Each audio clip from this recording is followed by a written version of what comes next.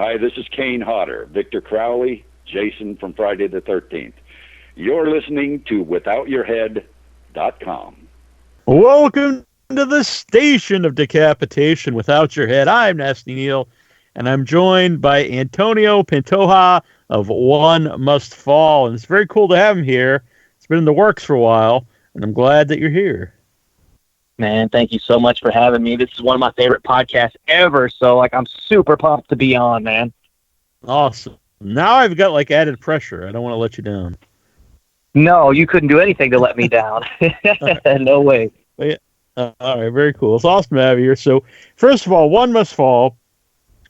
This is like your baby. You wrote it, you directed it. It's your first feature.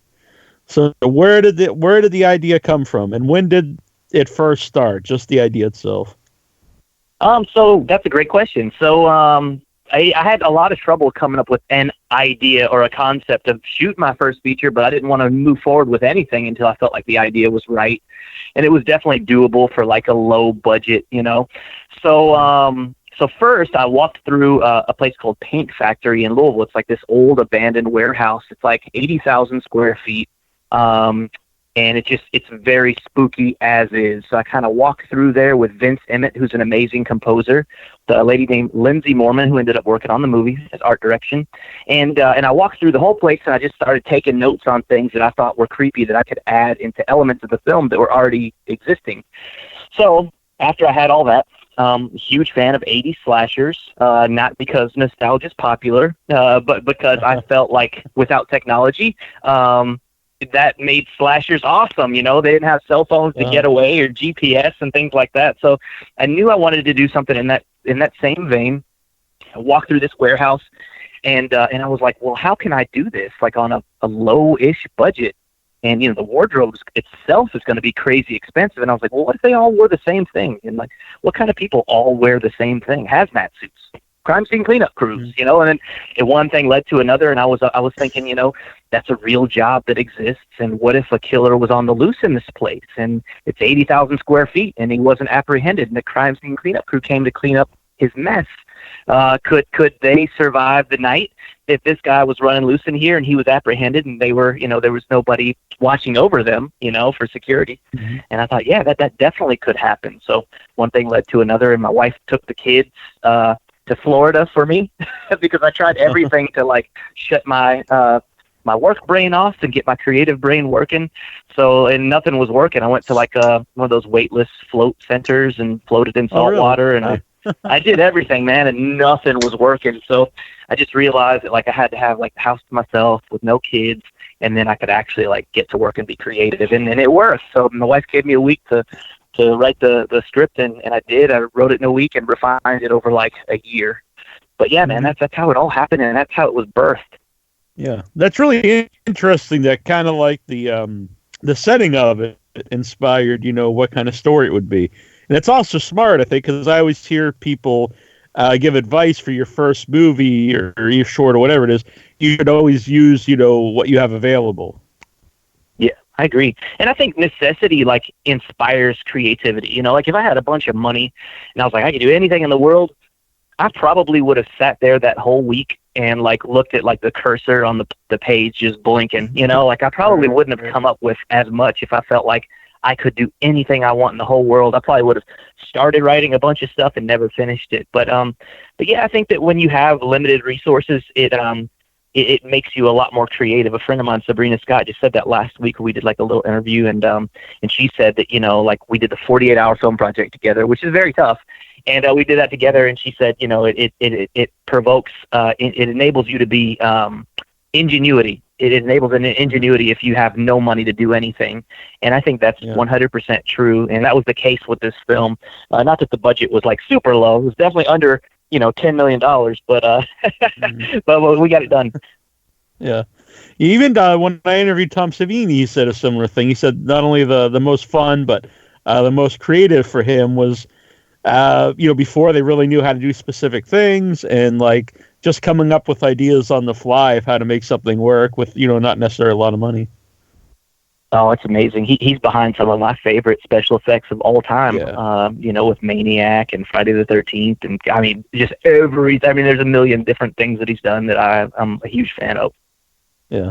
So you mentioned you and the composer watched around. Maybe it'd be a question for him, but do you know if he started thinking of some like music just for looking at the place you were at?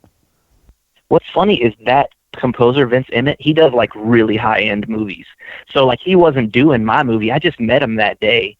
And like he was actually looking for I'm so sorry, that was misleading. He was looking for a space in the paint factory because they were going to rent out like office spaces to people. They were going to try to like make it into office spaces because it's real like urban decayed, kind of cool looking. And we don't really get a lot of that in Kentucky, so it looked like a New York kind of place.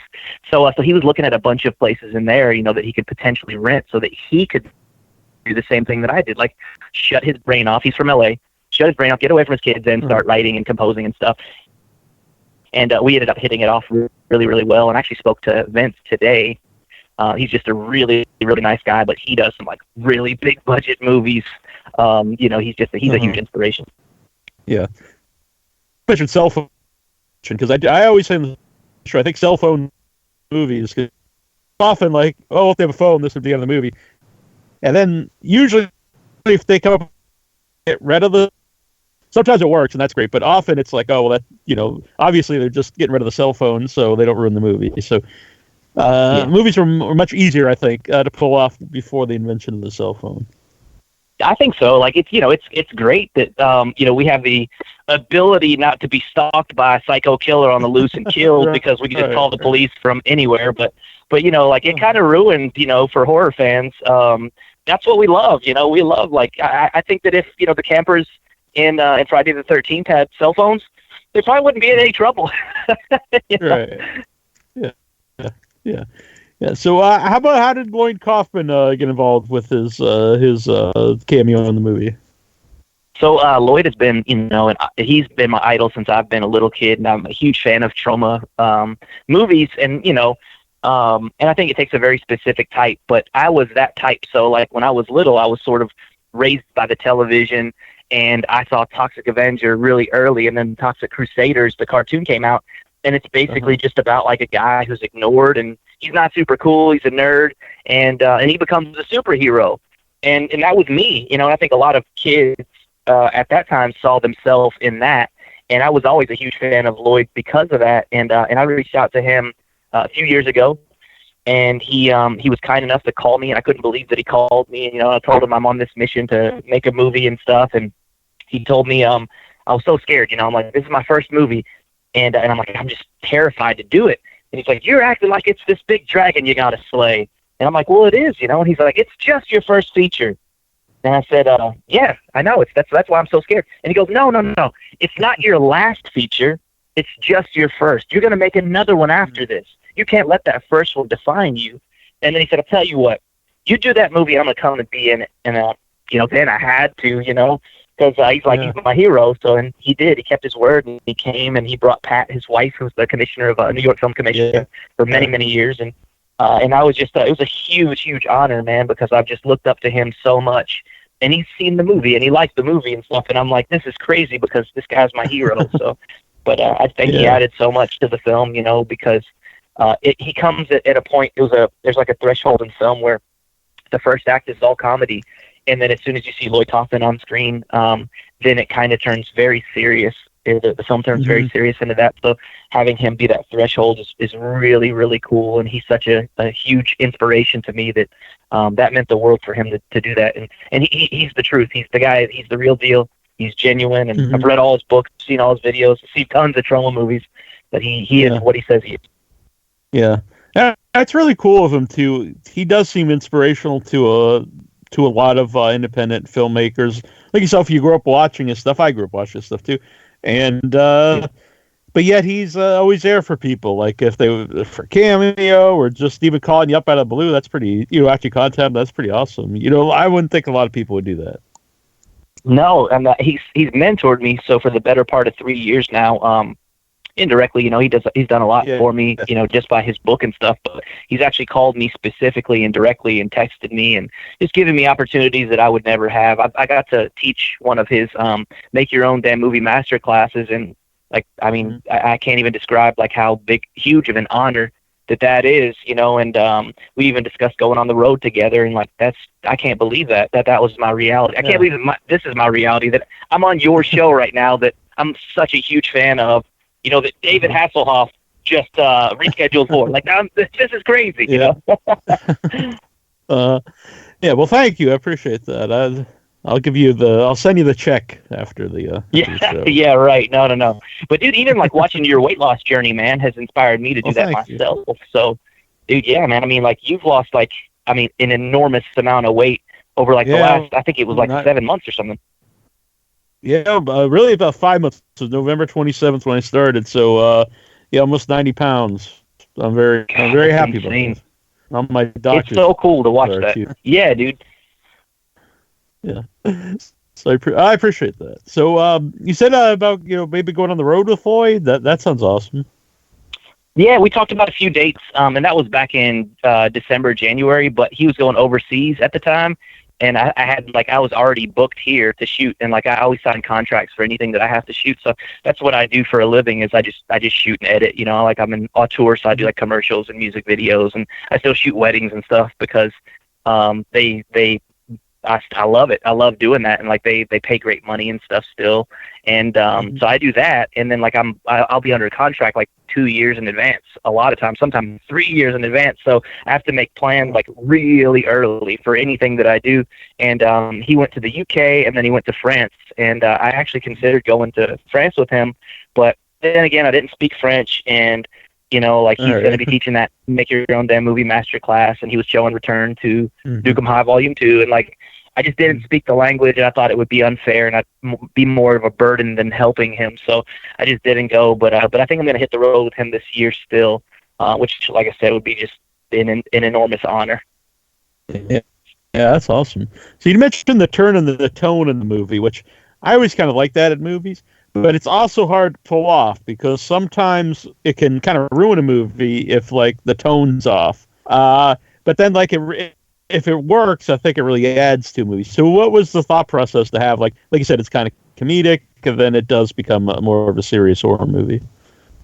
Yeah, so the thought process was, with movies like ours, it's tough for people to give it a chance, because we don't have a big bankable star in it and stuff like that. With action, if Jason Statham is in a film, then people are going to go and watch it. They don't care what the movie's about whatsoever. They don't really could care less about the concept. Or comedy, if Will Ferrell or Kevin Hart's in it, they're going to see it. Doesn't matter what the concept is. But with horror, we're lucky because people will give it a chance regardless of who's in it.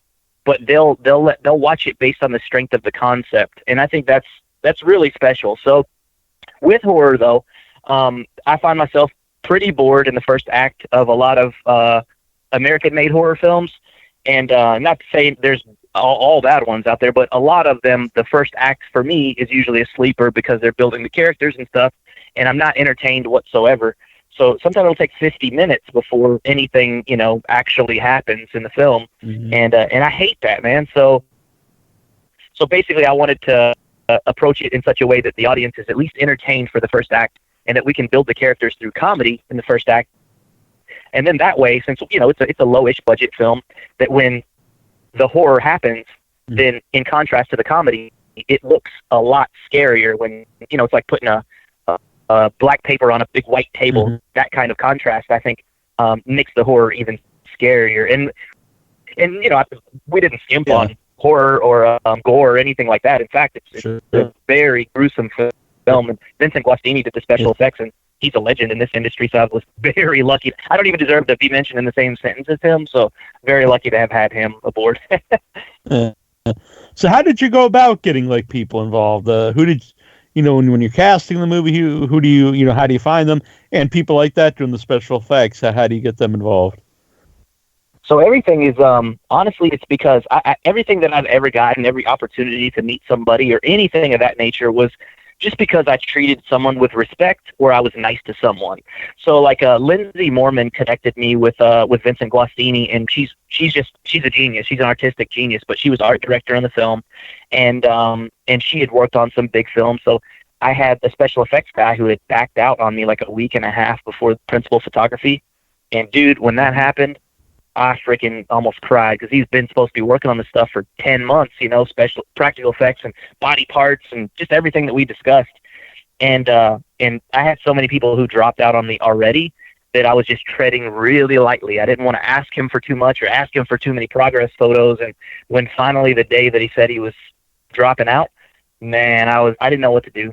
So Lindsay Moorman contacted Vincent Guastini, who was like, you know, like I said, I don't even deserve to be mentioned in the same sense. He's done like I Am Legend and Last of the Mohicans and Taking of Deborah Logan, like that iconic scene at the end of the snake thing. Like he did a bunch of big ones.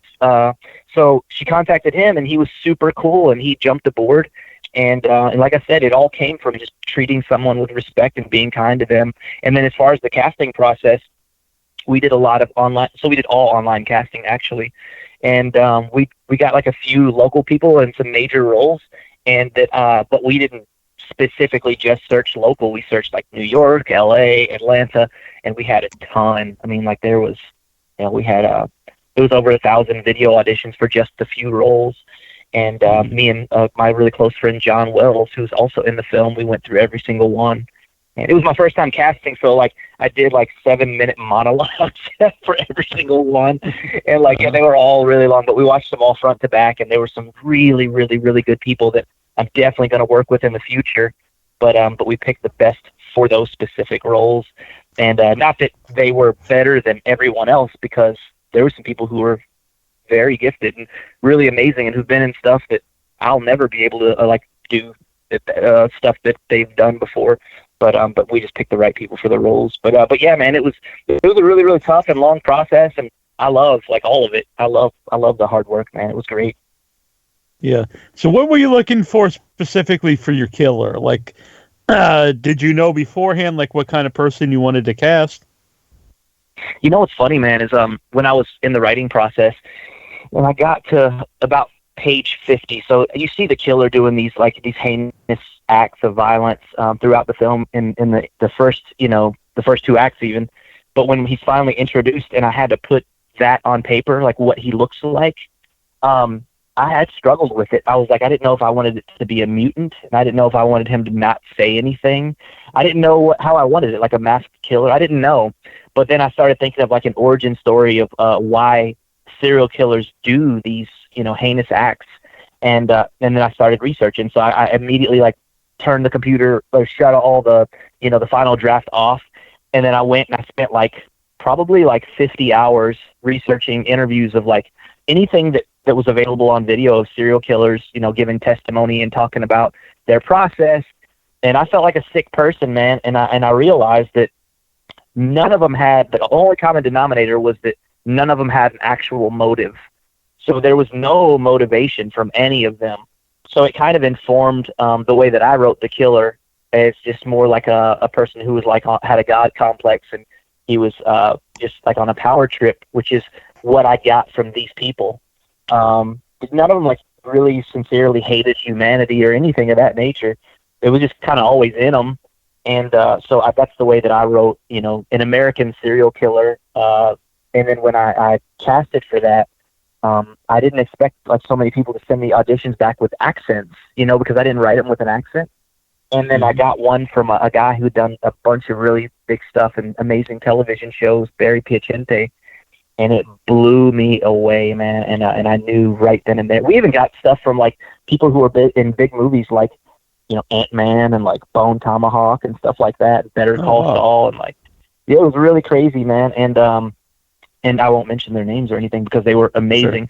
Sure. But yeah, man, like, and they all blew me away. But this one specifically, when I saw him, I knew that it was him for sure. Mm-hmm. So what are some of your favorite slashers?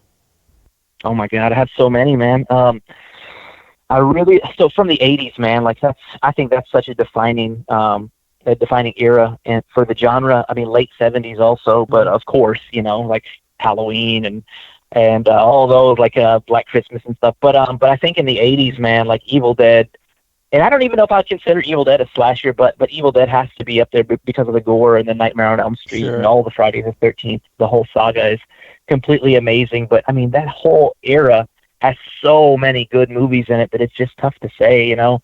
But more recently, I think that, like, the French ones are definitely my favorite ones. And I know that's like a cardinal sin for me to say that about the 80s genre, that I like the new ones better. But I really love like High Tension and Martyrs and Inside. I think that Inside kind of like redefined Home Invasion, and that's a French film, and it was on another level. And then there's a movie called I Saw the Devil. It's a Korean film, and it just completely blew me away. And it's not a traditional slasher. It's more like I don't even know what you would call it, but it's a revenge flick almost, but it definitely has slasher elements. And I think that even my film, I'm not sure if it's a traditional slasher either in that sense, but it definitely takes inspiration from like all of those other films like Alexandre Aja. He's been doing some really, really amazing stuff, like with not only High Tension but the Maniac remake, and then he did a remake for The Hills Have Eyes, and it was insanely good, and just that kind of stuff. So I think it's like a combination of all of those things and like all of your life experiences and stuff like that. You know, when you're writing these scripts, you're kind of every character. And like when it comes to like the killer, you can almost kind of identify with that person, because the person's so despicable that like you don't want to spend time with them like as a human, but you want to spend time with them on screen. So it's really weird. It's like Freddy Krueger. Like no one wants to hang out with Freddy Krueger, but everybody wants to spend time with him on screen. Yeah, definitely. I'm glad you mentioned the Maniac remake, because when I first heard about it, I was against it because I love the original Maniac. But then I saw it and I was like, oh, this is great. It's actually one of my favorite remakes. Because they did, it's different. It's technically kind of the same story as the first one, but they made it different to fit Elijah Wood, because I don't think the original Maniac would have worked with Elijah Wood or vice versa. I think so too. It was, because Elijah Wood doesn't look like the stereotypical maniac serial killer guy, and I think that's and none of them really do, so I think Elijah Wood actually is like the stereotype, because none of them, like Ted Bundy was like this really great looking guy, and I think that was such a high risk movie because they all did it from a first person point of view perspective, and man, that's very difficult, man. And it was Frank Calhoun who did that movie. He directed it, but Alexandre Aja had written it, and man, that was high risk, but dude, the score was like my favorite score in any movie ever, I think. And like it took a lot of chances, and I think that it's probably my favorite remake of all time, man. Yeah, I love it. And there's a great scene that recreates the iconic poster of Maniac when he sees his reflection, where you see his reflection in the car and he's holding the head, and I was like, oh hell yeah, that's awesome. That's probably my favorite poster, the original Maniac, because it's so sleazy, and I don't know, there's something about it. It's pretty awesome. I know, man. Like, it's so funny. Cool. Go on, I'm sorry. Oh, thank you, man. I got two of them that are really amazing. So Christopher Shy, he is. I don't even have any business ever like working with him or speaking to him, but the guy is like, he is so talented. So he did like the oil paint poster, and he did Mandy's poster, and I know Bill Duke was just on, man, and that episode was amazing, by the way. Yeah.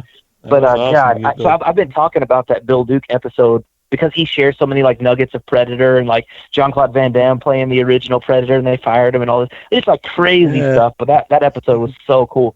But Christopher Shy did the poster, and he did Mandy's poster and Godzilla, and he's done like a poster for It, and like just a bunch of crazy big movies.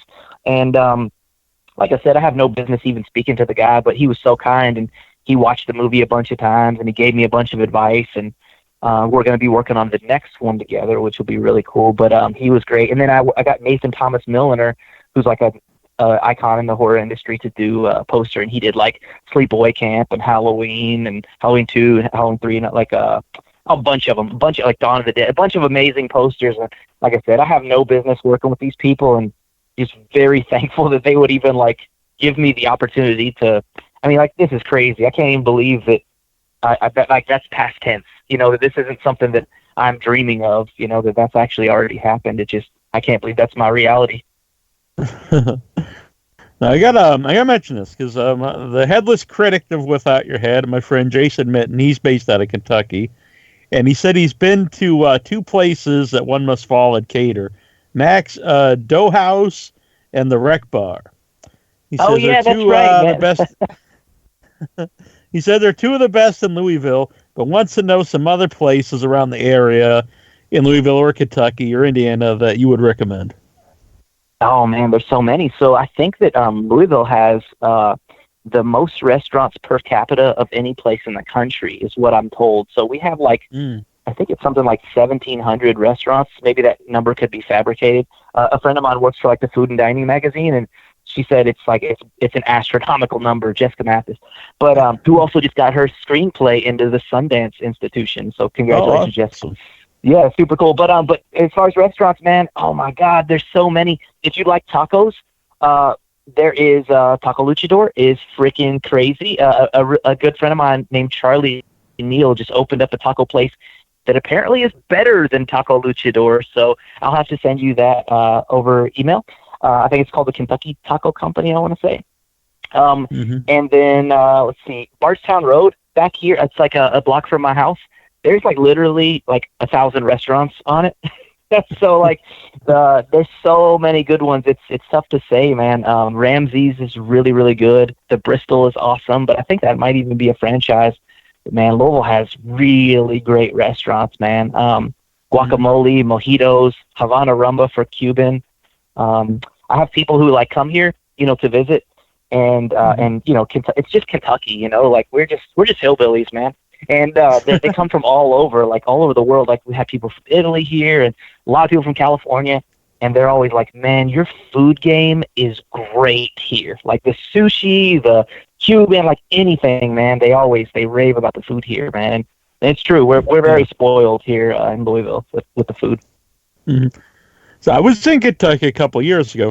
We went on the Bourbon Trail, Jason and I did have very good food. And he was like, "You got to try." There were certain things I had to try, and one was like, I forget the name. It's like the brown mess or something, and hot brown. Hot brown. There hot brown. And it did look like a mess, but it was very good. Yeah. I had only just had that recently, but it's made famous by the Brown Hotel. Here, like a bunch of like famous people used to stay at this hotel, and I think they like ran out of ingredients or something, and like the chef just made that hot brown, and like it went down in history, like for the all of the derbies and stuff like that famous people came to. They always wanted to eat at they wanted to eat at the Brown for the hot brown, so that's where that thing came from. But I just had it recently for like 6 months ago, and I was like, overrated. Yeah. Yeah, I probably wouldn't get it again, but I don't know if I'd be back to Kentucky. I probably will at some point, but I was like, I have to try something called the hot brown. I mean, yeah, man. The Bourbon Trail though was awesome, huh? How'd you like that? Yeah, I had a great time. So you get like the passport, and Jason actually got me a leather-bound passport with my name engraved on it, and then so you get it stamped each one you go to, and then when you went to, I think it was 12.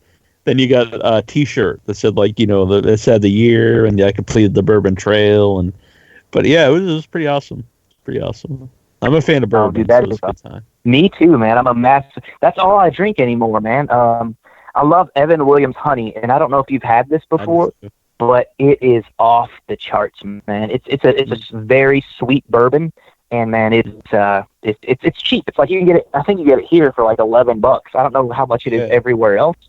But dude, highly recommend it. I don't know if you're doing like a no sugar diet right now, so you couldn't do it on that diet. So I can't do it on mine. Yeah, I'm trying not to drink too much, but yeah.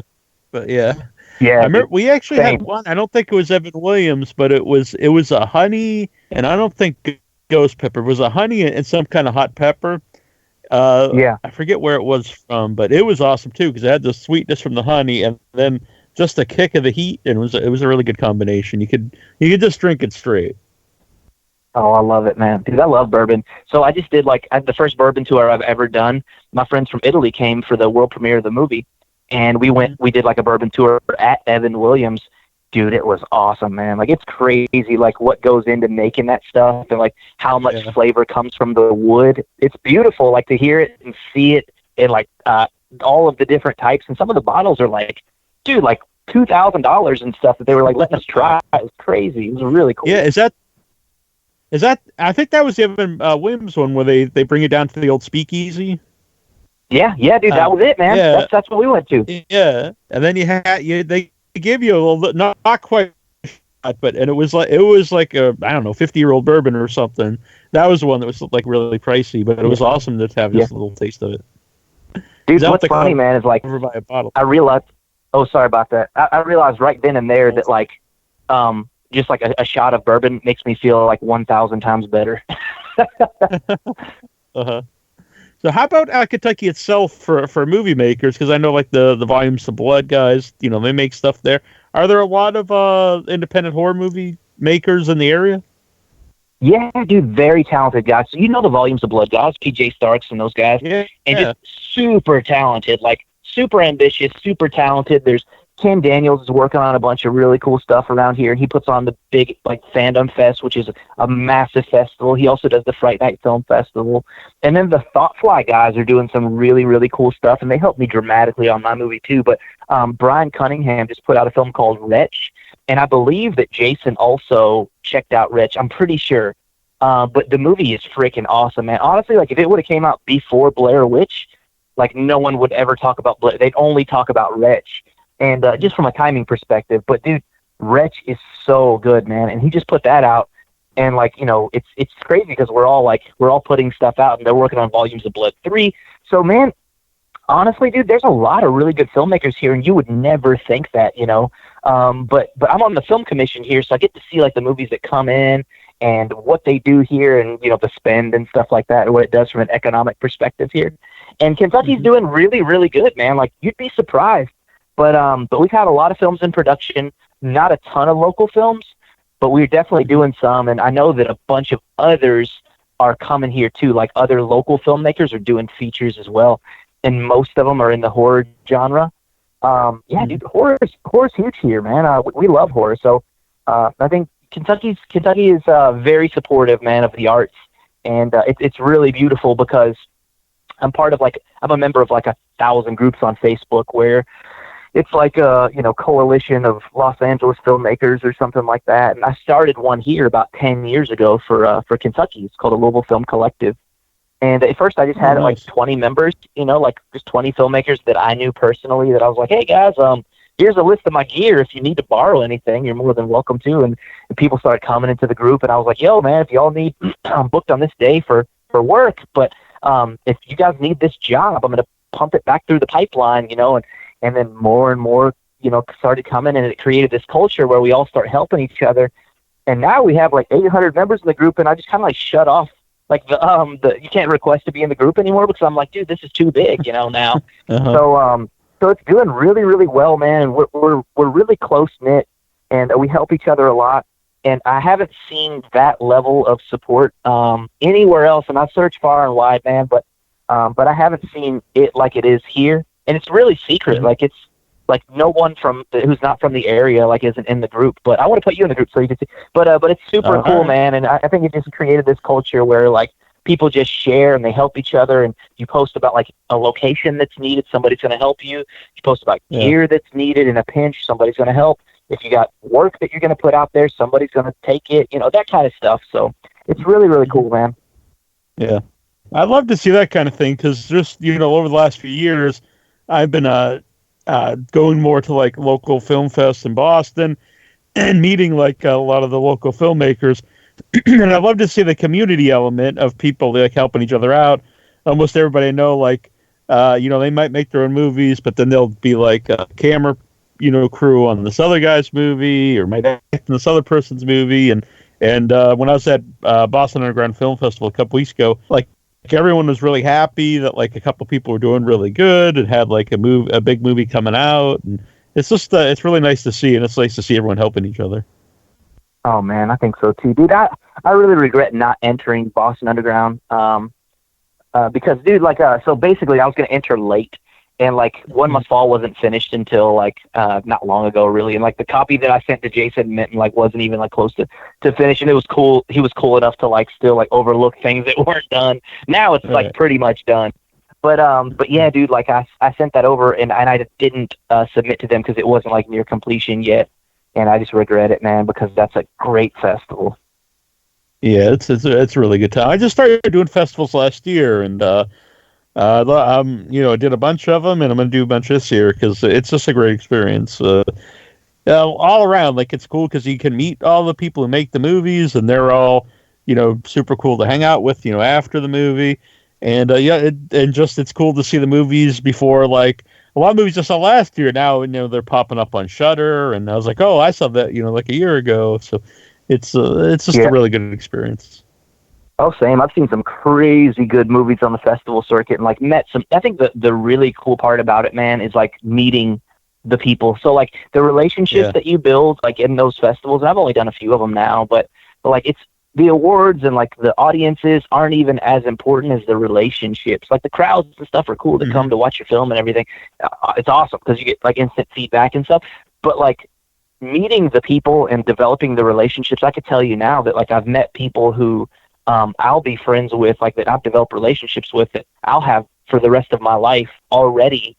People who I like love and respect, and I've met them in the festival circuit, and I haven't even been to like few festivals so far, like Michelle Ayantawanu, she did a movie called Live Scream. I don't know if you've seen that on the circuit. Yeah, I really dug it, and I had her on the show, which was very cool. No way, I didn't even know that. Dude, you're kidding. Yeah. I'll send you a link. Yeah, it was really well done movie for like it's basically, if you just hear the premise, you would think, well, I don't know if that's going to work for a feature because it's like all on screen pretty much, just like a person sitting in a room, but it totally works and it builds tension, and it's a really unique movie. Oh yeah, you're glued, man. Like and it goes by so fast that you're like, what, that already just happened? Like that's crazy because it goes by like really fast, and you wouldn't think that from like a single take, single camera and one take kind of thing. I think she did it in 3 takes, but it looks like a 1 take. It's just brilliant, man. And she's super cool, and like I really, really respect her a lot. Like, she's sharp, dude. So, like, meeting her and, like, talking to her about her process and stuff. And, dude, she created the game that's in the film, like, all of the games. There's, like, 10 of them or something. And, like, they're dope, And, like, she's going to be, like, a game developer, and she's working on some other movies and stuff. And it's just people like her. I've met a lot of people like her in this industry already. And I can already tell that they're going to be, like, lifelong friendships. And I think that's the most important thing out of the festivals is the people that you meet. Yeah. Well, another thing that's cool, though, is that, like, horror fans are so cool that, like, at the Horror Hound, when I was there was 40,000 people there. And, like, you're walking around there, and it's tight, dude. You could barely get in. You're moving at the pace of a snail, but not once did I see any kind of conflict. Like, no one was like, get the heck out of my way. I never heard one person, like, raise their voice. None of that stuff. Everyone was so cool, man. Everyone. Mm-hmm. Yeah, I started doing the conventions in, I think, 2011 or 2012, and I noticed that right away. It was everyone's very welcoming because, there's different, like, types of people that are horror fans. There might be, people covered with tattoos, and then there's people that's, all wearing black, and then there's people that might just look like an accountant or something. But they're all, because you all share the same love of something, they're all very accepting of all different, styles of people. And it's just really a nice time. Yeah, dude, it is, man. You've hosted a bunch of panels and stuff, huh? Yeah, back that was, really cool. I was doing the show since 2006. And then when Days of the Dead first started, apparently some of my guests recommended me to be like their official podcast and do the panels. And this isn't putting myself over, just like, that's really, it's just really awesome that someone would put me over. I think Brian Steele, the Creature Boy who played Predator and different things, he was one of the guys, and Mark Patton from Mark Patton, Part 2. Yeah. So from my understanding, they were two of the people that, like, hey, he'd be a good guy to do it. And so I never, I've been doing the show, but I never did anything in person. And I'm naturally a very quiet person. I was voted most quiet in high school.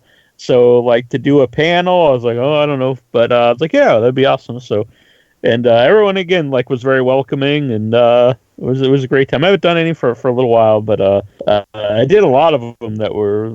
I was actually going to do my comeback one, actually at Mad Monster, but I was recovering from surgery, so I couldn't do it. Yeah. But I was going to host the Iron Sheik and Sergeant Slaughter panel at Mad Monster in Charlotte, which would have been fun. Dude, that's so awesome, man. Dude, so you're also like the luckiest person to ever live, too, right? You're always winning like scratch-offs and lottery tickets and everything. Yeah, very. I don't like. All right, so I don't believe like I'm not a religious guy, so I don't literally believe like a higher power. But so I got sick in November, very sick, and then so I decided start walking, all stuff, and part of the thing was to keep me motivated at the beginning when I'm walking, is like, well, I'm gonna stop and get like a couple scratch tickets. So it's like, well. So if I walk down to the store here, it's like a 2-mile walk. So do I just want to walk there and walk back? I might not be motivated to do this. Well, I'm going to walk down there and get, $10 scratch ticket.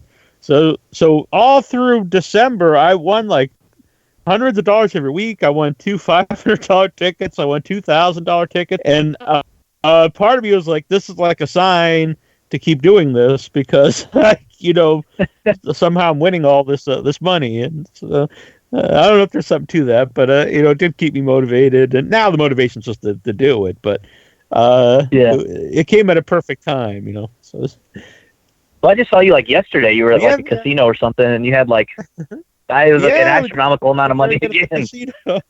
Yeah, it was very good. I was surprised. I haven't been to a casino for a while, and with my brother and my mom, and I did very well. I was very happy about that. So not only did I have a good time with my family, I also came home with several $100s. So it was a win-win, as they say. Yeah, absolutely, dude. I'm really excited. I haven't heard the Larry Holmes episode either, but I know I asked him I've got like 75 questions on there, but I'm like, I hope that I can't wait to hear it, man, because I hope that like some of those made it through. So I'm a huge boxing fan, man, and like you've had on like the best guests ever, man. And just like I said, it's just a huge honor to be on, like talking to you after you've just talked to all these amazing people. Like I have no business being on here, so thank you, man, for giving me the chance. I love you having on. It's very cool. It's cool to me I like to just do interviews with anybody because it's cool to find out about the person. So like. To me, it's cool if I interview anyone like I grew up watching something they did, like Larry Holmes or someone who hosted, the guy who hosted Supermarket Sweep or Joel Reed who hosted Blood-Sucking Freaks. This crazy movie that I love. And then it's cool to have people on from like the independent scene, like you and Michael Epstein and Sophia Cassiola, because I see that stuff at the festivals. I'm like, these movies are cool, and it'd be cool to talk to them. So. For me, it's all a lot of fun to talk to anybody that is in some way involved in something I'm interested in. Dude, yeah, Supermarket Sweep, man. I used to love that. For ironically, like next time you hear the beat, think of the fun you'll have on Supermarket. I used to love that, man. Like that show's epic. I even had him do that in the liner for the site. I was like, "Can you say the catch?" And so he did it, which I was very happy about. Dude, that's so cool, man. That's awesome. Yeah. So I tried to get some other game show hosts, but it hasn't worked out yet. But we'll see. But some of the people, like I had Ed Asner on, and I never thought Ed Asner would do this show. I was like, this is like a huge, icon in like TV and movies. But that was. I don't know if I know Ed Asner. It might be before your day. Ed Asner was I can't. Now I'm blanking here. The one of the most famous sitcoms. Let me pull up his name. I'm going to cheat and go to IMDb, but and he was the voice in Up. Oh no way! Yeah, okay. The cartoon Up. Yeah. Lou Grant on the Mary Tyler Moore Show. Oh no way! Yeah, and he played Santa. So he was Lou Grant and Mary Tyler Moore. Yeah.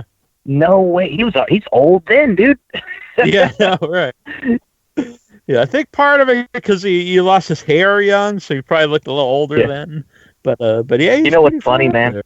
is you go back and watch that stuff. Like I watched Mary Tyler Moore as a kid. I used to watch all like Nick at Night shows like I Love Lucy and Dobie Gillis and you name it, you know. Me too. And Mary Tyler Moore wrote all of them. And I was like, Lou Grant looks so old. And I would probably go back and watch that now, and I'd be like, man, he looks pretty young actually, you know. Right. It's funny, you get when older. You're a kid, and everyone older looks older. Yeah. yeah, dude. Now you're like, well, they don't look as old as me. Yeah. Dobie wants a girl was dreamy. Dobie wants a girl to call his own. Yeah. I remember all the jingles from this. Now a lot of shows they don't have theme songs, but I love the theme songs from the old sitcoms. Oh man, like honestly, the ones from the 50s and 60s, even like deeper into the 70s were great. Man, I still love like Three's Company and stuff, but prior to that, man, I love all those shows, man. They were all great. Yeah. So I used to stay up till like 5 in the morning watching those. Yeah, Nick at Night was the best. That's how I watch, because obviously I wasn't born in the 50s or something. But so yeah, I watched all those growing up, and it was always a great. Yeah, I'd stay up real late because then I think when I got a little older, they started showing stuff that like I actually watched, and then I was like, this. It kind of lost interest if they were showing like Charles in Charge or something that was just on like a couple of years ago. But it's cool like to watch Full stuff House, I never Fresh watched. Fresh Prince of Bel-Air's on it, and you're like, come on, man. Same with like classic rock stations. Like you're listening to like classic rock stations, and Nirvana comes on. You're like, what? Wait a second, hold up now. Right? Yeah, somebody would listen to it. Then I guess I have to think like, well, I guess people that were my age when I watched Nick at Night, this is classic stuff to them. Then I just feel I'm gonna turn it off. Yeah, but so you're kind of serious question. So you're a very positive guy, and I read you were homeless for a while and stuff. So first of all, how did you get into that situation, and how did you get out of it? And how did you were you always positive throughout that whole experience? I think so, to be honest, man. Like, to keep it real, like some of those were some of the happiest times in my life. And I hate to say that, because that's a really shitty situation to be in. Pardon my language. Hopefully this show's okay with cuss words on it. But it's so basically, by the time I was 15, I pretty much lived in my car, and I had a bunch of friends who were super cool, man. And like some people would let me, couch surf at their place and stuff. But I think parents started to get a little sick of me, even though like I was always super nice and polite.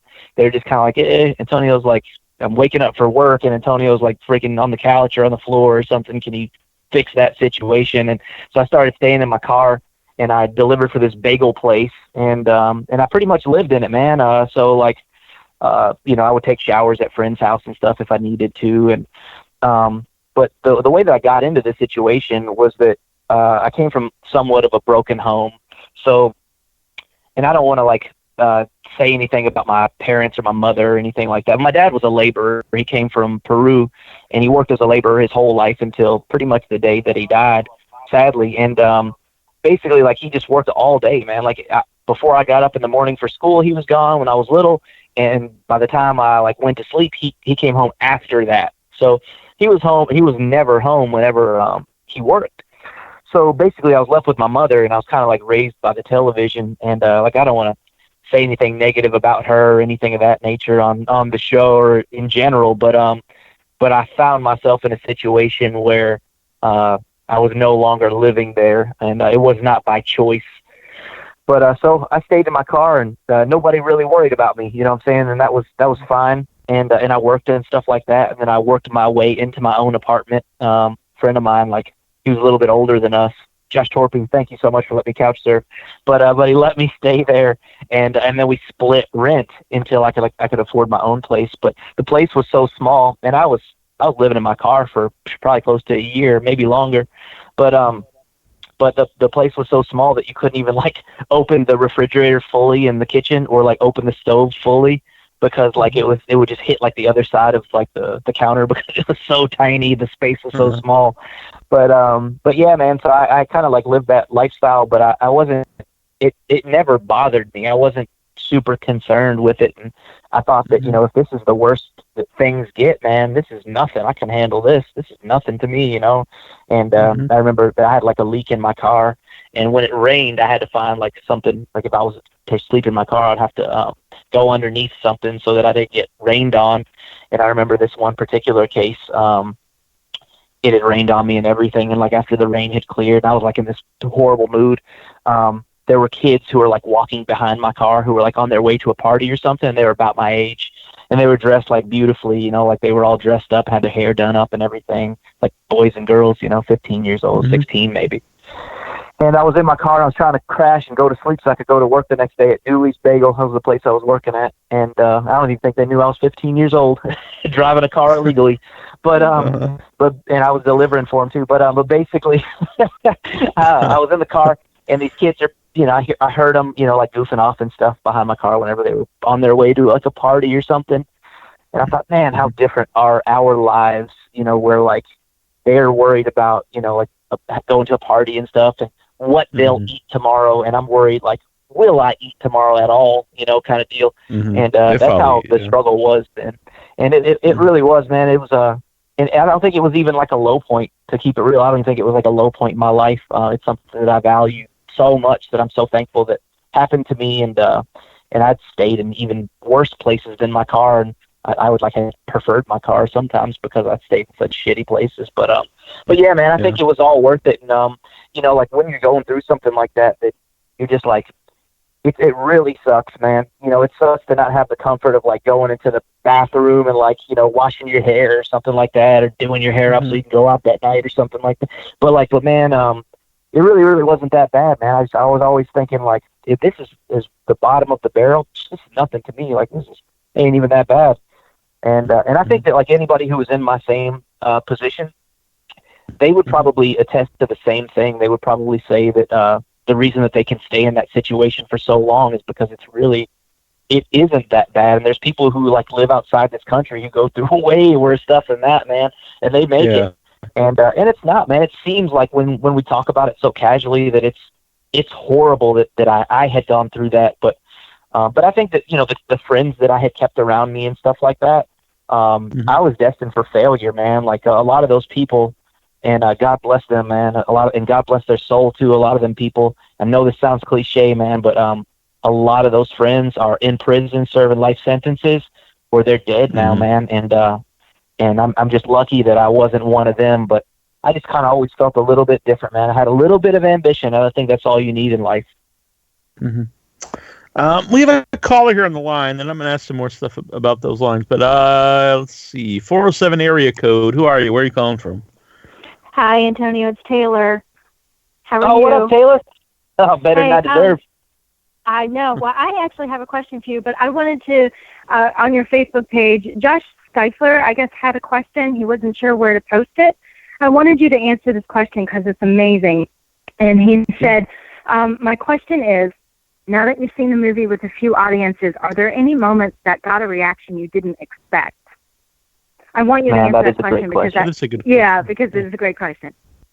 Thank you for calling, Taylor. That's so awesome of you. And so Taylor's the associate producer on the film. And Josh Stifter was on the show Rebel Without a Crew, where they follow you to make your own movie, and it's like a docuseries. And Josh made an amazing movie called The Good Exorcist that is so hilarious, and it's so good, so well crafted. The animation is amazing.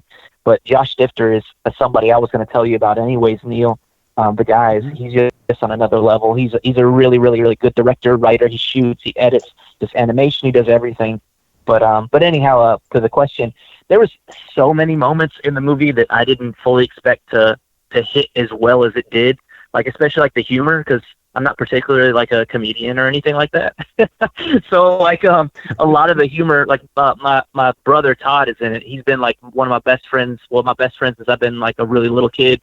And so Todd's in it, and Todd's not really an actor, so he's in a pretty big role in the film. Of course, he's like one of the lead roles, and all of the comedy pretty much is on Todd. And a lot of what he was saying was really, really hitting with audiences. And I just wrote Todd as himself. His name is Todd in the movie. Like he's, like that's how like little thought process went into it, because I just wrote it based on things that he says and does, and all of it was hitting, man. I was so surprised by it. And then at the end, there's a pinnacle moment in the movie where something very horrific happens, and a lot of people had to turn away and they couldn't watch it, and they had to like look over their shirt and stuff, but they started roaring in they just like cheered and clapped at that moment. And I couldn't believe it. I think that it's just because it's a really cool moment, despite its horrific nature. It's just a really cool moment, because that's something that you don't want to happen to that character specifically. But they loved it, and I thought that reaction was really, really cool to watch with a massive audience. Nice. That's a great question. Yeah, it was a great question. That's awesome. Thank you, Neil. Neil, I just have to say I've been a fan of yours forever, from Days of the Dead to everything, and I am so excited that Antonio is on the show and we get to watch and listen to everything.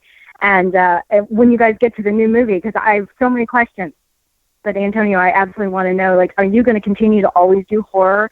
I love your photography. The creative stuff of everything is always so dramatic. And I don't know, would you ever think about doing something that's less horror and gory, or is that something you will always do? Thank you so much for asking. I love horror. So since I've been a kid, I have always loved horror. I have a soft spot for horror, and I have it tattooed all over my whole body, horror. But on the same token, I think that my photography is very ethereal, and it tells a different story. It's very fantasy driven and things like that. And thank you for bringing up the new movie. But it's the new movie is going to be more in that same vein, where it's very emotional, as opposed to horror. I think gives you a different kind of emotion, and it's contingent upon what kind of horror you're watching. But it lasts with you. But I think the next film that I'm doing, it has a lot of horror elements in it. But I think it's really going to touch on a much more emotional side. It's still kind of like that 80s kind of feeling, where movies like Labyrinth and Drop Dead Fred and Little Monsters and stuff, they tell you this story, but they're really giving you this metaphor for learning morals for life. In Labyrinth, she's crying, she's yelling about her baby brother at one moment, and she's mad at her baby brother. She has to babysit. She's mad at her parents for making her babysit. She hates her little brother. She's selfish, and then her little brother gets taken. And then she realizes what's important to her, and that he was so important to her all along, and that her earthly possessions meant nothing to her, like the trash lady at the end that has all her Jennifer Connelly's possessions. And that's why I named Sarah in One Must Fall Sarah, was because of Labyrinth. But basically she realized that these earthly possessions were never important to her, and that her brother was, and I thought that's really the big metaphor for the movie that sometimes people even miss, but as kids, we eat it up and we learn from it. So the new movie is going to be it'll of course be entertaining, but it's a lot less of shock value and a lot more emotional value, and we take more of a statement on it. Oh, well, we are very excited to see what comes out, and excited about the Louisville premiere for One Must Fall. I will let you get back to your podcast and everything. Thank you, guys. And Neil, Thanks. awesome Thank job. you. Continue to do your. I couldn't have done it without thing. you, Taylor. Couldn't have done this movie without you. So thank you. Thank you very much, Taylor. Thanks. All right. Yeah, Talk to you great later. call. Bye. Bye. So when is the Louisville, the Kentucky premiere? So I'm supposed to go on TV tomorrow and make the announcement. Oh, wow. So All maybe right. I'll say the date, and I won't disclose. Well, maybe I should say the location and not the date, because the location is really beautiful.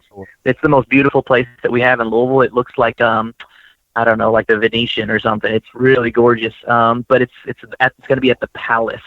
And that is the only thing that I can disclose now. But tomorrow, when they watch the news at 10 a.m., I'm going to announce the date and the specific location and stuff. But it seats 2,500 people, and it's absolutely beautiful, man. It looks like something out of Italy or something, but super beautiful place. And it's coming soon, maybe a few months.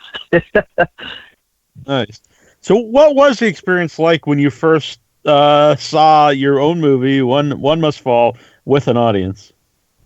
Oh man, that's a great question. It was crazy, man. Cause I didn't know what to fully expect, and I've been depressed over this film. And I think it's kind of true with all artists when we finish one of our projects, that we have this level of depression, when instead we should be feeling the pinnacle of our lives and our artistic ability. were instead very depressed. So I had been like in this long depression, whether I didn't even know if the movie was good or not, and I think Jason had asked me, like to watch the movie, and I was so nervous to let him watch Jason Minton, and he gave me like a really, really great, amazing review, and the movie wasn't even done then, and like it was just super cool. It restored my faith in it. And then when I submitted to Horror Hound, Audrey Lane and her husband George, they watched the film, and they said the most kind things that brought me to tears on the film, and she said you should submit to every single festival that you can possibly afford, and I did. Mm-hmm. And then when we had the people, watch the film for the very first time, had no clue what to expect, but all of the funny moments were really hitting hard. All of the gore did exactly what I wanted it to do. Most people couldn't even watch it. And then everybody just loved the film. I just got rave reviews about it, and I couldn't believe like how great it was, because I know that it's not going to be a film for everybody, but I think that it is very entertaining from front to back. So I think that it's like less polarizing of a film where it's not one of the type where you either love it or hate it. I mean, I know not everybody's going to love it, but it's just entertaining all the way through. So if you like the genre, like if you like Maniac, and if you like Jay and Silent Bob Strike Back, you're definitely going to love this movie. I think so. It's made for people it's made for a specific audience. But I was very surprised and shocked that people actually dug it, man. Because I just don't know. You're so close to the project that you don't even know if it's good or not. To some degree. So, but we're getting nominated for some awards and stuff, and getting accepted into festivals that I never thought possible. And I think it's testimony, to the cast and crew and their hard work, and not me per se, but it's those guys really put it all on the line and put themselves into the film, and they made it come to life. I love the T-shirts, by the way, too. I'm seeing here on Facebook. Can you get those anywhere? Yeah, man. I got them on my website, but I'll get you one. I'll get one to you for sure. But I got them on my website. Thank you so much for asking. It's AntonioPantoja.com/shop, but it's also on like our One Must Fall Facebook page. Like people can go there and like click through and go to the website and order shirts. But there's 3 different kinds, and there's one, and it's mostly for like people in Louisville, but like a lot of people really dug it. It just basically has the Louisville skyline and like an 80s rising sun, setting, and it says Louisville, Kentucky, 1986 on it. So it's like a retro kind of style. And then we have, of course, the Christopher Shy poster, and of course the Nathan Thomas Milliner poster. They're all on the T-shirts, and those guys did such amazing work that I'm just proud to show everybody. Yeah, it's amazing. Sometimes that's something that's overlooked is the art for a film, because it's like when we were kids, either VHS store or DVD, you would see the cover and you rent something based on that. And now there's so much stuff out there. The first thing you notice is the artwork for a movie. First thing. Oh, I agree, man. People in. Yeah, I think if you have like a really good trailer. Oh, go ahead. I'm so sorry. I was just gonna say the trailer, and you made an amazing trailer. Oh, thank you, man. That's so cool of you. Yeah, I think if you have an amazing trailer and amazing artwork, then people will give you a chance, even if they don't recognize the people in the film. And I think that's important to do for those actors as well, so that, an audience would give them a chance. So the director, I think, should always set back aside funds or do favors or do somebody's landscaping for 10 years if you have to, just to make sure that you get, and I've even told people that straight up, like, I'm not above that, I'm not above anything. I was like, I don't know if I can afford you, but I'll figure out a way, man. If I can make this happen, I'll do anything to I'm working with a guy for the next film who did a very, very, very big film, very iconic characters. And I told him on the phone, I said, dude, I have to have you for this project. Like I cannot move forward unless you're on this project. And he hasn't done anything for 4 years, but he's done some huge movies. And he's going to be working with me on the next film. But I think you just have to, man. You have to make any kind of sacrifices that you can to make it work. And, if you're not willing to sell your car for it, and take an Uber everywhere or something, then maybe you don't want it that bad, Mm-hmm. Interesting. Oh, Lisa, Taylor Christine actually posted here the link for the T-shirt. So, yeah, all of them are very sweet. Oh, man, thank you so much, dude. Big time. Yeah, we just have 3 of them now, but I think we're gonna get we'll probably do some more styles and stuff like that eventually, contingent upon if people dig them, or they want something else. Yeah. So when you talked earlier about you're homeless, but at the time it's not necessarily a horrible situation for you because you overcame and everything. But since then, do you still have a relationship with your family at all? Did you ever talk to them since then? Yeah, so my dad, he was my hero, man, but he passed away in 2009, so he didn't get to see any of the things I did. He never got to see me be successful, really, like with this at least. Like I'm so thankful that what he did get to see though is that I was working a corporate job that a really close friend gave me a big opportunity, Lee Kuiper, and he taught me a lot about life that I use every day still today. But basically, my dad got to meet Lee, and before he passed, and my dad got to see that I bought my house. I bought a house, and we would have never thought. I mean, there's been the house that I got, the first house I got was we never would have anticipated having something that nice in our entire lives, like any of my family, and my first paycheck from this job that I was doing really, really well at, it was $14,000. It was a sales job, and I gave it to my dad, man. That was the first thing that I wanted to do. And he was my hero, man. He was just a saint, and he worked so hard, and he thought very low of himself because he was an immigrant, and Spanish was his first language. He had a very heavy Spanish accent when he spoke English, and he just didn't want me to be anything like him, man. And so I really regret that. I wish that he would have gotten to see, where I went, with this, because he would be so proud and he would want to be part of it. But yeah, man, he gave me. I mean, I am who I am because of him, essentially. But I don't talk to mostly anybody else in my family whatsoever. Sadly, I got a couple uncles who I love dearly, who are very close to me, and they look just like my dad. But other than that, a cousin is an author, and she's amazing, and she supports me dramatically, and I want to support her more too in her endeavor. But I don't my immediate family.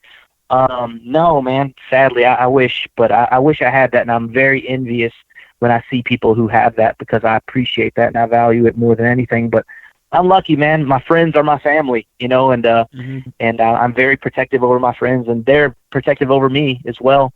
And I think, blood couldn't draw us any closer. I'm very lucky to have the friends that I have, because they are my family. A lot of my friends' mothers treat me like their own son, and I'm so thankful for that. So I guess for people that might not be horror fans, why they be listening to this, that I think about, I'm not really sure, but so they might think what is it about horror movies that would be positive for somebody and inspiring? So what is it about horror movies that are inspiring for you and in a positive experience for you? I think there's major takeaways from most horror films that have hidden agendas that are trying to take a either political posture on a specific topic, or they're trying to make you self-aware of something that's very specific as well. Like in our film, for example, it has a very strong gay character. So typically in horror films, when I grew up, gay characters were not strong at all. They were very weak, and they had this horrible stereotype of the LGBT community that I don't agree with, and that's not my stereotype. So the stereotype that I know is that they're very loyal, they're very strong, and they're the most kind people in the whole world, despite being, what the world is ugly to them, they're still beautiful to the world. And that's the stereotype that we created with the character that we have.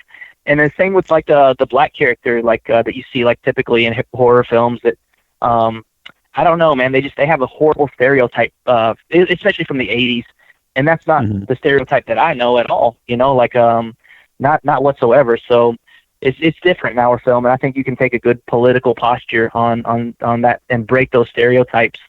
But I think in general, the reason that I love horror so much is because I told you my dad was a laborer, and a lot of times I didn't get to see him when I grew up whatsoever, not for many days, sometimes weeks, because he worked so much. But when he did come home, and we would watch horror as a family, and he would say, "Everybody get on the couch, we're going to watch a horror film together." And so I have this crazy sense of family unity through horror. And I posted that on Facebook, and a lot of people were able to relate to that because in my family we didn't talk, we didn't tell each other we love each other, we didn't eat together, we did nothing together, but we watched horror movies together, and that's the only thing that we had. And I think that I feel this crazy sense of family unity through horror films, and a lot of other people do as well. I think there's nothing like being scared with somebody, you know. Maybe it's a replacement for another emotion, you know, for love or something. But yeah, man. So I think that really brought us together, and so many other people can relate to that. Yeah, I always said on the show, I think if a movie, which is art, so any piece of art, if it connects to you emotionally in any way, that's a positive, even if that emotion isn't necessarily a positive emotion. So if you're scared or it's something that's disturbing or whatever, you still feel something, and that's an important thing from art, in my opinion. Oh, I agree 100%. And sometimes you're exposed to things that you never knew that you were afraid of, you know, and I think that even that's important. Like and I was telling my daughter the other day, she's 4, I have 2 daughters, one's 11, one's 4.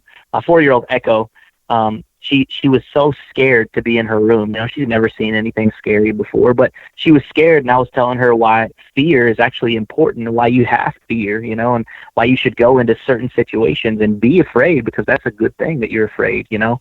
And I think fear is good. It's healthy, you know, and being introduced to things that you're afraid of is important for you as a human being, I think, you know, so that you don't go into really terrible situations and expose yourself, you know.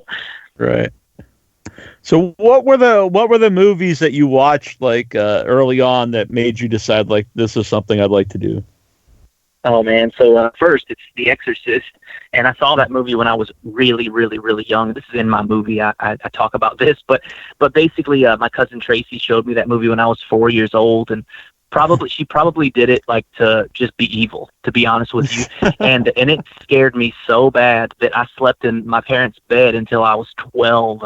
Directly in the middle of them, so it ruined their sex life completely. So like they couldn't like have sex because I'm always in the bed, you know, like right in the middle. So it scared me so bad, and that's why my brother Vinny is 8 years younger than I am, is because I ruined their sex life. So The Exorcist got me bad, man. But going through the years and going through the process and stuff, and learning filmmaking and learning the camera and directing and writing and the whole thing, you know.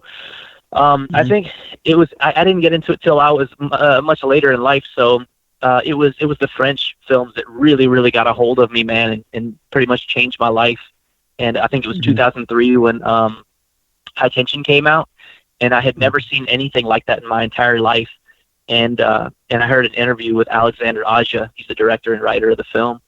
And they were like, "Why are you so good at remakes? You did so great with Maniac. You did so great with The Hills Have Eyes." And he's like, "Oh, High Tension's a remake too."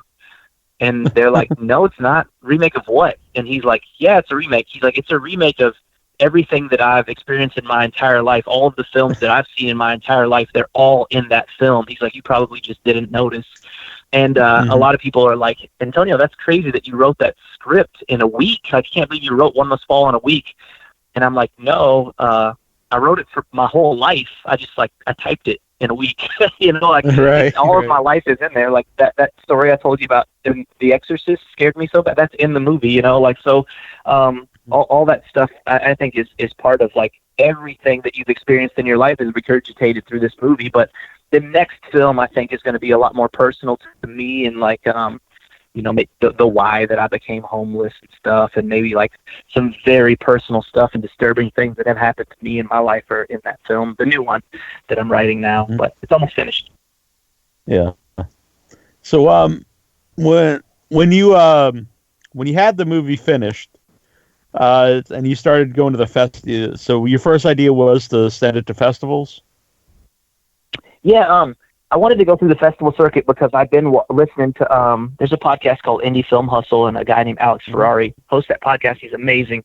And it's pretty much like film school, honestly. Like him and Jason Buff does one, Indie Film Academy. There's a bunch of others that are amazing that I need to mention. Flesh Studios, bunch of, but they basically put me through film school, and not only film school, but like they schooled me on distribution as well. And I heard lots of filmmakers go on their shows who talked about like, the depression that they were in by getting screwed over from, you know, distribution companies and things like that. So I really knew what to and what not to do in the process. So I thought that my best course of action was to go through the film festival circuit, garner some attention and create some buzz about the film, and then go out to the market to try to get an offer for the film. That way I didn't catch something early that I would be beating myself up over for years because I didn't know what could have been.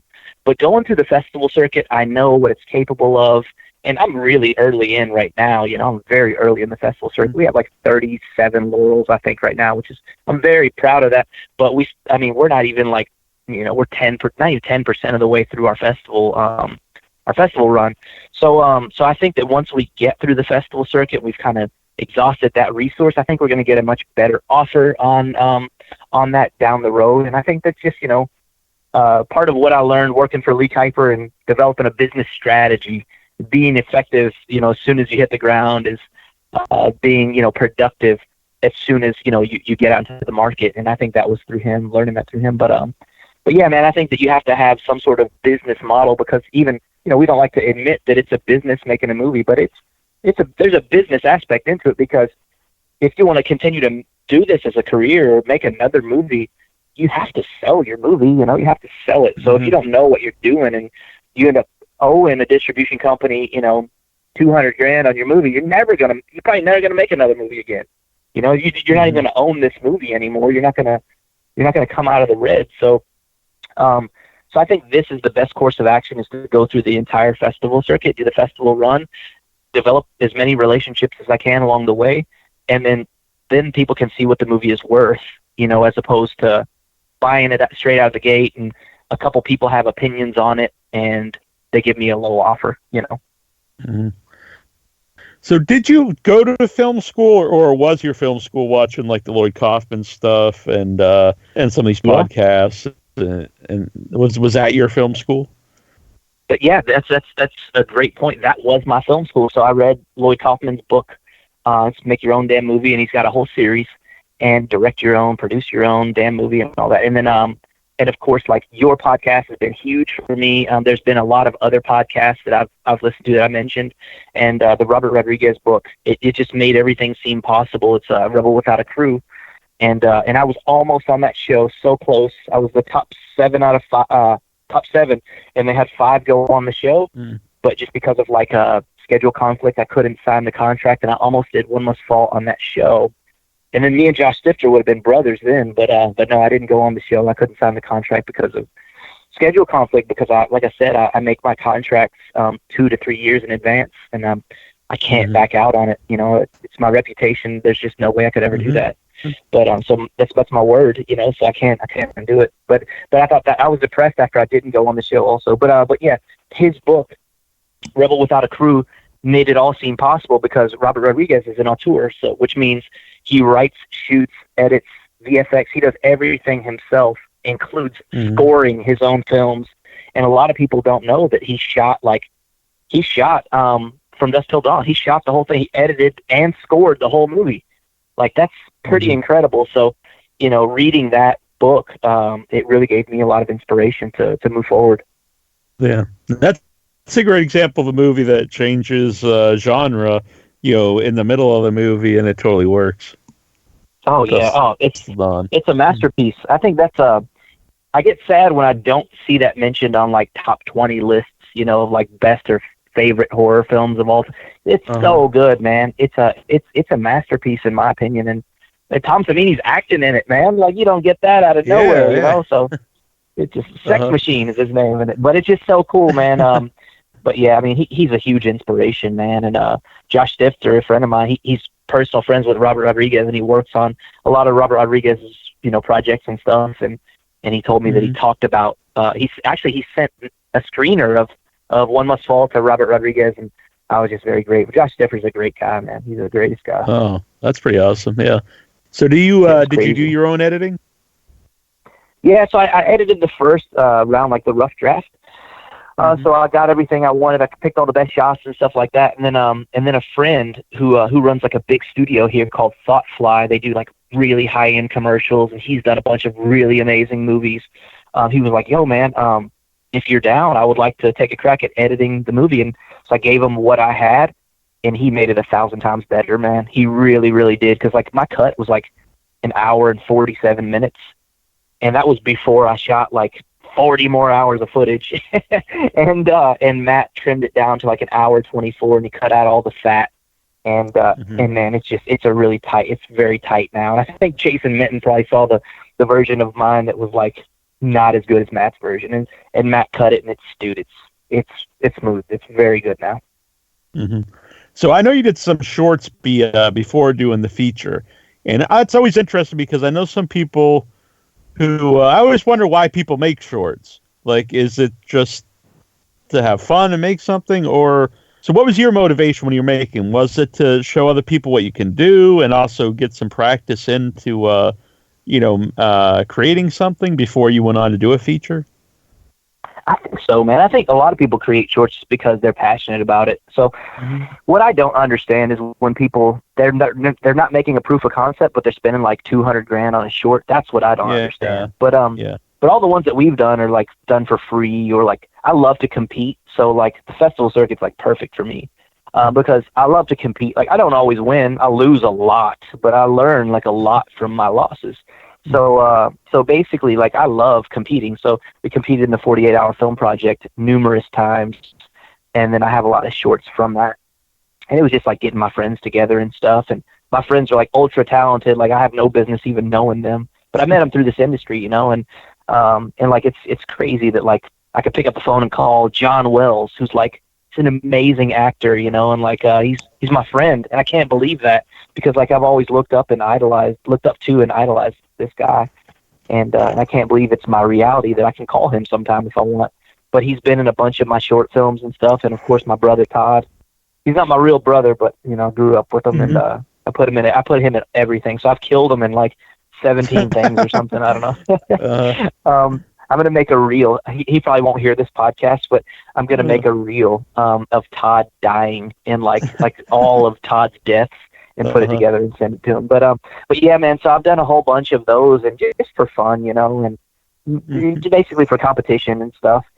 And sometimes we do pretty well with those, and we don't have any high expectation of them or anything like that. We just we like to compete, but that's not the most important thing. We just really like to have an excuse to get together and create, and there was a time where I would beg people to let me point a camera at them and do something, anything.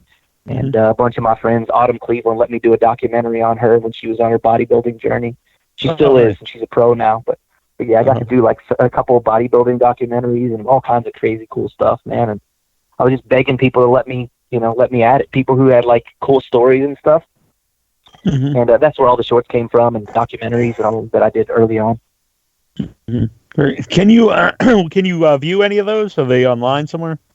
Yeah, all of them are available on my website. I think I have a bunch of them. It's AntonioPantoja.com, and there'll probably be like my name will be in the show description or show notes if people are having trouble spelling it. But there's no dash or anything, just AntonioPantoja.com, and you can see all of those. And the latest one we did the 48-hour film project last year again, with like most of the One Must Fall cast and crew, and it was really fun. And we were just trying to get something out there so that people had something fun to watch while they're waiting on One Must Fall, and it did really well. Like, we got the Audience Choice Award and some other awards and stuff, but it was really fun.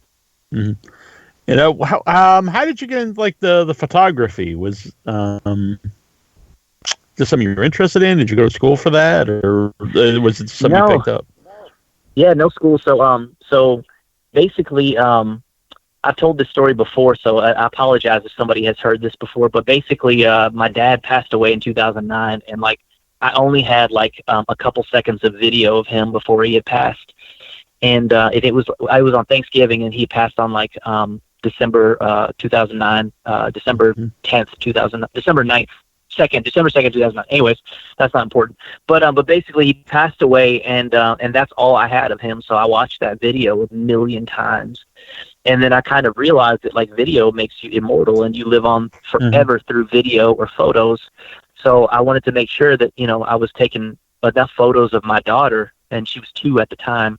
I was taking photos of her, and then when she got a little older, she was like, Dad, can you tell me stories about your dad and how he came from Peru and stuff? And I'd say, well, baby, I think I told you all the stories. And then I wished that I had videos of him telling her stories about himself that maybe she could like put on before bed. She could just like watch her grandfather tell her stories about just all these stories. So I was on this mission to find people who were terminal, you know, and like that they would be able, and it killed me honestly, but that they were able to tell their stories to their grandchildren. And I thought that was the most beautiful thing that I could ever give to somebody. So I was looking for that. And then I shot a couple weddings, and I realized that like that made me, it was just as an emotional experience. It was the best day of somebody's entire life. And then I kind of realized throughout that process that like photography does the same thing. You can tell like this crazy story with just one photo. So I got into all kinds of crazy ethereal and conceptual fine art photography, and begging people to let me shoot them, you know, and a bunch of people didn't want me to. And then eventually, like I get better and better, you know, just like everybody does. And then I started teaching it because I realized that, you know, that's the greatest gift that you can give to somebody, especially somebody who loves that, is teaching them that trade. So I started doing classes where I teach people my whole process. So free class, lighting, shooting, editing, and then I get I get a bunch of sponsors, and I give them all tripods and lights and stuff, and for free. All these sponsors are amazing. They give me all this stuff to give these people for free, and I didn't know 5 people will show up or 10 people and 300 people show up to the class. So it's super cool. So yeah, man. So I think that, you know, kind of the journey is that like I realized that, you know, you become immortal through this process, and if you stick with it, then you can teach somebody such a valuable trade that like that they'll have for all eternity as well. I love that. That's I was thinking this the other day, was like any of the pretty much any like experience I've had in the last 10 years, if I mention it or someone mentions it, I have pictures of it, like you know, any place I went or whatever. But all the stuff that like I grew up, like, you know, and when I was through my teen years and even into my 20s, or when I was a little kid, there's like no pictures of. Like I have memories of it, but I have no pictures of it. It's the same kind of idea. Like if phones were around when I was a kid, I'd have, you know, all these pictures of things that I remember, like us playing D&D and different pets I had and all this stuff. But I don't. So there is something special about being able to capture a moment in time. Oh, I think it's so beautiful, man. I got my dad wrote me a note like just not long before he passed away or whatever, and I got the note, and my wife had gotten a picture of him in Peru, like, and she put like the note on there, man. I look at it every single day, man. I love it. And like honestly, man, like without stuff like that, I really don't know who I'd be if I didn't have those because I mean, you might be able to remember them, but memories do fade, man. And and if I didn't have that as a reminder, I don't even know who I'd be if I didn't have that. Or I mean, all of it, you know, but especially that. Mm-hmm. This is a weird thing to say. It doesn't really have anything to do with anything. But what you said about the memories fade is there are stories that I've told so many times. So I have a memory of telling the story, but I no longer have the actual memory of it happening. Yep. Oh man, same. That's exactly me too. Honestly, man, like, 'cause, you know, like sometimes, you know, it's good to forget, you know, and I think sometimes people even maybe put up mental blocks so that they can forget, like that's the PTSD kind of situation. That's how they deal with that. And sometimes you just do, even the happiest memories, you know, like I remember one time, and I hate to keep bringing up my dad, but he left me a message in Spanish. I don't speak Spanish, but he left me a message in Spanish, and then he stopped himself. He's like, speaking Spanish. He's like, oh, I can't tell you, I'm sorry. He called me Pantoja. Oh, Pantoja, I'm so sorry. I know you don't speak Spanish. And then he like went on and left a message. And I remember I was with my wife, and she was like, hey, can I delete this? And she accidentally deleted the message. And it was before, you know, he had passed. But I said, God, I wish I had that thing, you know. And I like, even at that time, I was like, I never want to forget the sound of his voice, you know. I wanted her to keep that, and it was okay. But I'll tell you a funny story that I've only told to one person before is I don't speak Spanish, and I told you this early on, but the reason that he didn't want me to speak Spanish was because the way that he was treated when he came to the States. So he just felt very low of himself. So he was always a laborer, but he became a hairstylist at one time, and basically he did really good for himself and stuff like that. And he was dating a girl who worked in the hair salon and stuff. And somebody went in his car and they ripped up all his seats with like a box cutter, and they left the box cutter in there, and they put a note on his dashboard, and it said "fucking Mexican" on there. And he wasn't Mexican, but it was so brutal that he just quit. He was just like, I'm not cut out for this. I'm not supposed to do this. So he would never speak Spanish in the house because he was afraid that I was going to be treated like him. So I don't. That's why I don't speak Spanish, and it's so sad, man. That was like the reality of like, any minority in the 70s and 80s kind of growing up, is that was their reality, and that's just, dude, so horrible, man. But it's beautiful that he did that, but dude, just so awful, man. Yeah. My uncle had married a Thai girl, Thai woman, when he's in Vietnam, and then so his this son, my cousin, is half Thai, and he used to be a big skateboarder, and he used to go up to Boston to skateboard. And when he's up there once, and like there's a group of skinheads called him Spick, and he didn't know what it meant, so he didn't think much of it. And but afterwards he's like, oh, I would have beat him up. But the weird thing is, he's Thai, he's Asian, so he wasn't even Mexican. But it's weird that people just hate someone just because they're different.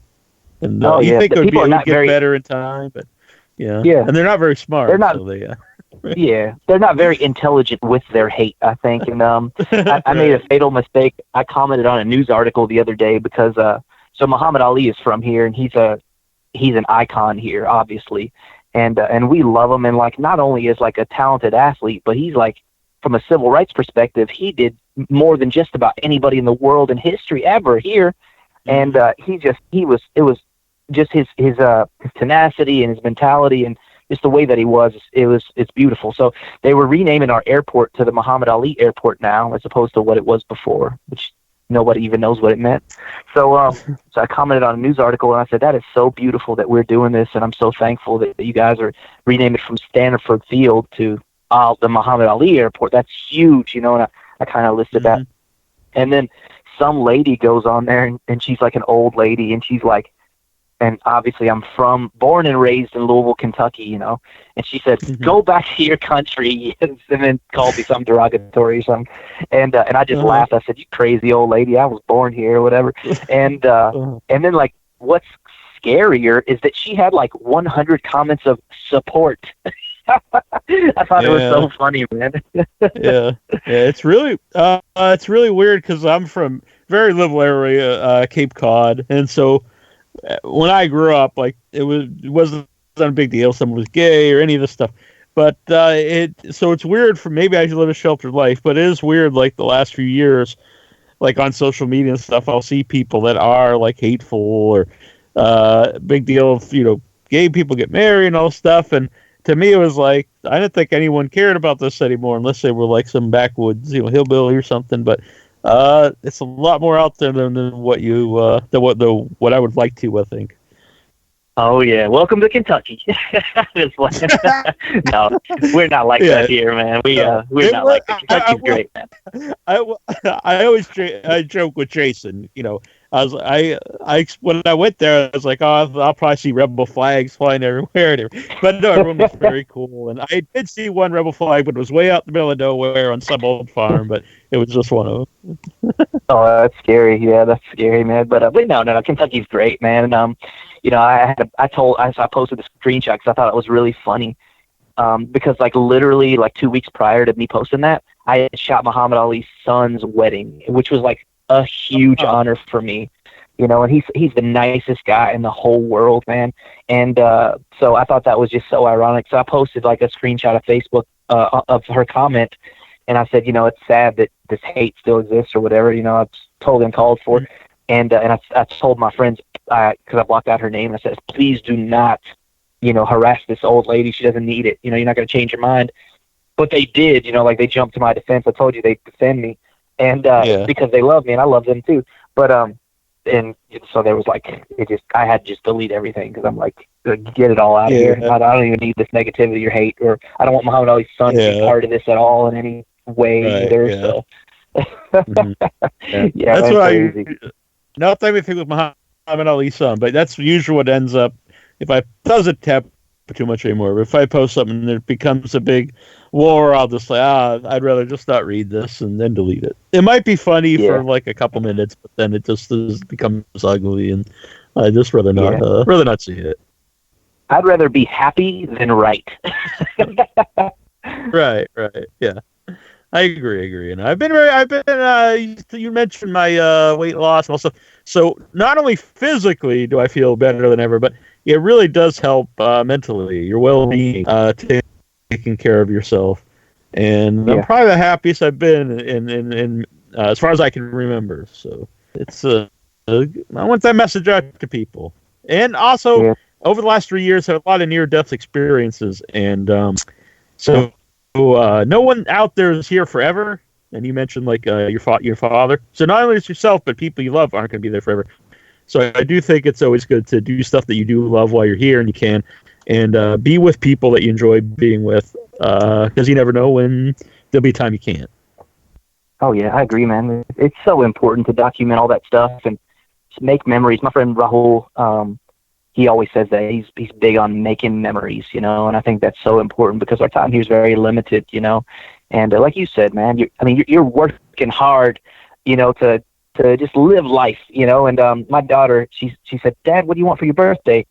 And because my birthday just passed, and I said, honey, I have everything I want. I'm praying that, a God out there will give me just a few more years to enjoy it. That's all I wish for.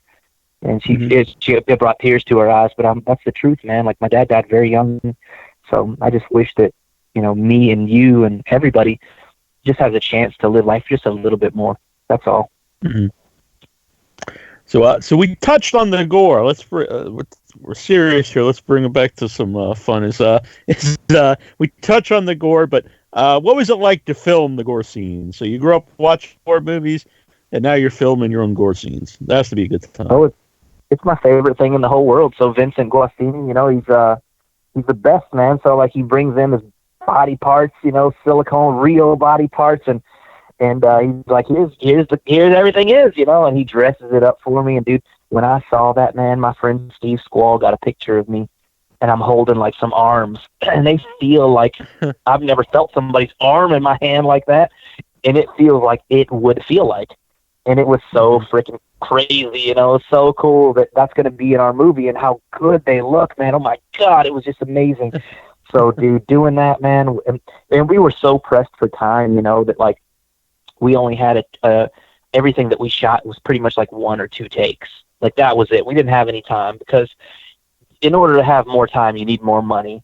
And so we just took like 1 or 2 cracks at most of it. But the gore, we really tried to like lend enough time to, man, and it's brutal, man. It's so, I love it. We have some stuff that I had not seen in film before in that movie, and I'm hoping that it at least resonates with people, Yeah. So how has what's the feedback been like for One Must Fall? Oh, it's been great, man. There was so Austin, Jason gave us a really, I know in Austin Minton too, by the way, but Jason Minton gave us a really great review that was awesome, the Headless Critic, if those of you who know Jason. And then we had one, Myron Happy Wax, I can't pronounce his last name, forgive me, but he posted like a 11-minute review where he's just raving about the film. And I didn't pay this guy, and he has no reason. And he even says it in the review. He's like, I have no reason to do this, to give this guy a positive review. I don't know this person. He's like, I have ripped films before on this show, and people have not talked to me ever again because I did that. And he's like, and then he went all out, and he loved the film, man. And it was so cool, and I was so thankful for it. And then Danny Wynn and Amiri King and Lloyd Kaufman and Morbidly Beautiful and like all these amazing sites have just given us reviews. And so far, I think we hadn't gotten when they rate us 1 to 10, we have not gotten under an 8 yet, which is I know it's coming one day, but at least for right now, I can bask in the moment and enjoy it. That it hasn't happened yet, so we've been very lucky. Yeah. So what are the plans to do with One Must Fall after the festival run? I think that hopefully we get picked up by a distribution company. Friend of mine, Major Dodge, he did a film called Bomb City, that is amazing. He sent our film to a big distributor 2 weeks ago, and he said that they're like, I think they're going to Cannes. They're doing something big, and that they have to watch it like next month. But it's a big one, a really big one. And then Alex Ferrari helped me a lot, like with distributors, and there's been a bunch of others who have approached us and stuff. But I'm waiting until we get a little bit more festival buzz, and I hope that happens. But if we're lucky enough for that to happen, then maybe then maybe we can get a decent offer, and I can get it on VOD platforms and stuff, and get it out there to people as soon as possible. But if I gotta wait too long, man, I'm just gonna I don't know what I'm gonna do. I thought about even doing it to where you just pay whatever you want. It's pay whatever you want for the movie, and then it's a dissolvable link or something. I don't know. But we've talked a lot about a bunch of different strategies, and we got some really, really, really good business people in my corner, man, and they're not going to let me screw up, so I'm so thankful for that. But I think, just hoping that I get through the festival circuit a little bit more so that audiences in other cities and states can see the film, and then hoping that it gets picked up by a distributor so that I can go on VOD and they can push it. So the ones that have approached me so far are not really in a situation where they can, push the film without a lot of added money, So we're looking for somebody who has a big platform, a lot of followers, a lot of social media following to be able to push us, where we need to be, I think. Yeah, that's good because, have a lot of independent movie makers on the show, and even ones that, went on to do, others, so there may have been their third or fourth movie, but almost all of them had this similar thing is they wish they would have not signed the first distribution deal they got, because a lot of times, it doesn't work out very well for them because you sign with someone, even if they might intend to do well, and for a reason they can't, or they might not even really care, and doesn't work well. So it's good to know that going in. You have to be careful who you might sign with. You've got to be patient, man. I've heard horror stories, and maybe a filmmaker who's listening now might take something from this. But basically, I've heard of distribution companies who'll be like, "Hey, man, we'll take your film, we're going to sell it, and there's no marketing cap in their contract, right? So they'll take the film and they'll go to the Romanian market, for example, and they'll say, okay, so here's $100,000 in receipts. We didn't sell the film. You owe us this $100,000. Here's the receipts to prove it. So you're in the red, but we will sell it eventually." And then they're already straight out the gate, $100,000 in the red. And yeah, they have the receipts to prove it, but they also have 600 movies in their catalog that they're charging this same $100,000 to, and then at the end of the day, you just got pitched with 600 other films, and this distribution company is charging all of those films that's an arbitrary number. It could be 20,000 or 10,000, but it happens daily, where, they did wine and dine a bunch of people and pay for a bunch of hotels and pay for travel and pay for meetings or whatever.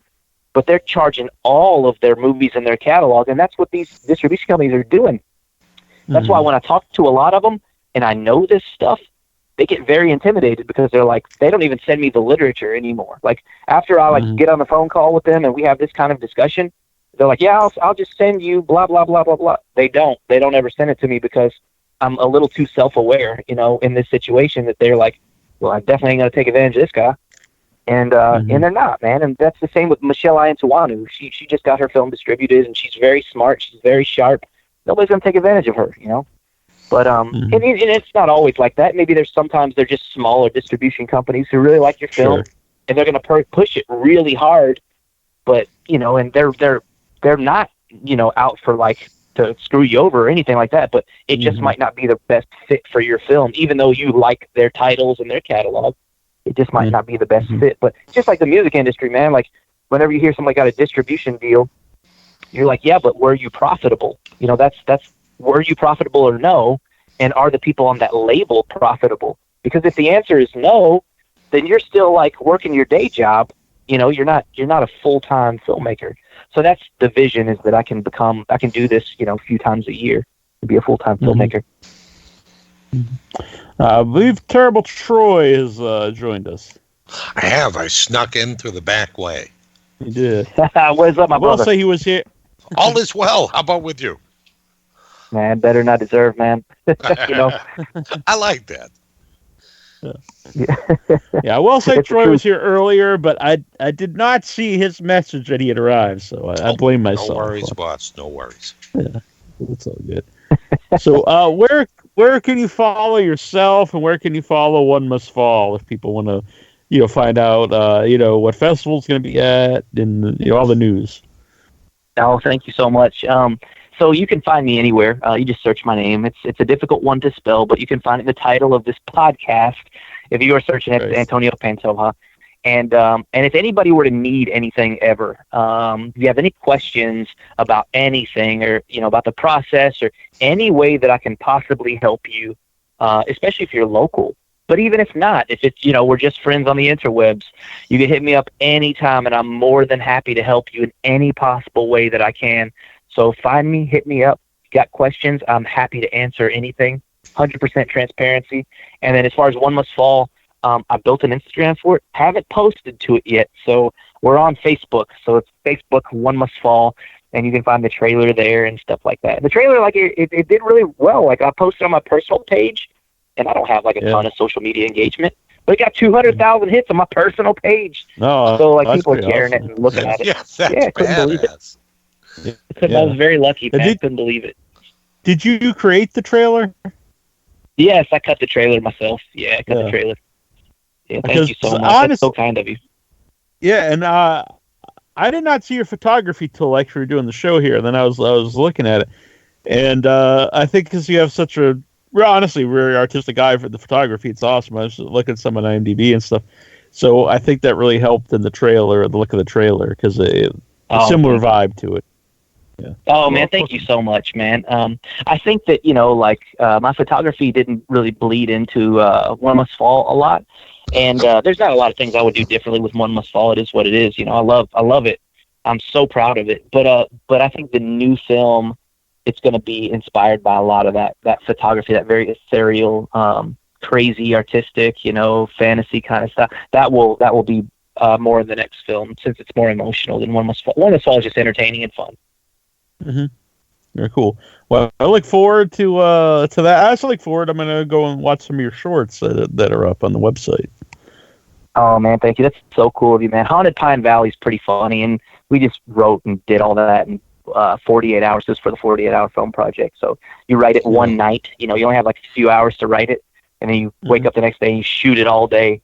Then you don't sleep, so you stay up for 48 hours and you freaking edit the thing. But so that's. By that time, you're delirious. So I had a bunch of friends help me, Teresa Cross and a bunch of others. But so basically, you can check that out. But I just know that I was delirious, when I had to turn that thing in. And I hope people check out One Must Fall if it's playing at a festival near you. And I recommend going to the festivals anyway. If it's something you've not done before, wherever you are, there's probably one somewhere near you. And it's totally worth checking out for the movies, for hanging out with meeting people. There's all kinds of great experiences with the film festivals. Yep, I agree. You'll have the best time of your life, and I promise you that. You'll meet your new family at those festivals. Yes. Yeah, very good. And so it was great having you on, Antonio, and we'll do it again when the next movie comes out. And thank you, Troy. Neil, it was a huge honor. I'm such a huge fan of the show, so just can't explain how thankful I am that you would even consider bringing me on here right, after the Hoff. You know what I'm saying? That is crazy. So thank you so much, man. Seriously, a huge honor. And I can't wait to hear episodes in the future, man. You're a huge inspiration to me in more ways than one, and a huge fan of the show. And thank you for granting me my weight loss journey as well, because watching you has been really inspirational. Yeah, that's been pretty well. I appreciate all that. Yeah. Well, thank you. Thank you, Trevor. Yeah. It's been great having you guys so much for having me. And I hope people dig the show. And you're a very sharp dressed man, which I like as well. I gotta get back to wearing the I used to wear a lot of ties and top hats and stuff. I gotta get back to that. I think, though I have to buy all new ones not necessarily ties, but the or top hats. What's funny? I'll tell you something funny about that photo, man. Is I never dressed like that ever. But I took that photo in my backyard, and I have my neighbor was like outside when I'm doing that, and I like set up the backdrop and all that and whatever. And I've got on basketball shorts and slippers, and then I have on the tie and the jacket, dude. And I was so embarrassed. Yeah, man. So that's what really happened there. That makes it even better, I think. Yeah. Maybe that'll be my look. I'll just wear boxer shorts and a tie and a shirt. Yeah, dude.